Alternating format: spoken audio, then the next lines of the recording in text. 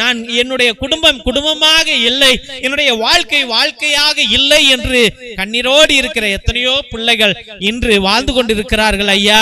ஏங்கி கொண்டிருக்கிறார்கள். உம்முடைய கருணைக்காக ஏங்குகிறார்கள், உம்முடைய இரக்கத்திற்காக ஏங்குகிறார்கள், உம்முடைய அபிஷேகத்திற்காக ஏங்குகிறார்கள், உம்முடைய அரவணைக்கும் கரத்திற்காக ஏங்குகிறார்கள். ஆண்டவரே ஏசப்பா, இன்னும் தவிக்காத பிள்ளைகள் எத்தனையோ பேர், அதே பாவத்துக்குள்ளாய் இன்று கிடக்கிறவர்கள் எத்தனையோ பேர் சுவாமி, அவர்களை எல்லாம் நீ ரட்சிக்கும்படியாக ஜெபிக்கிறோம் ஆண்டவரே.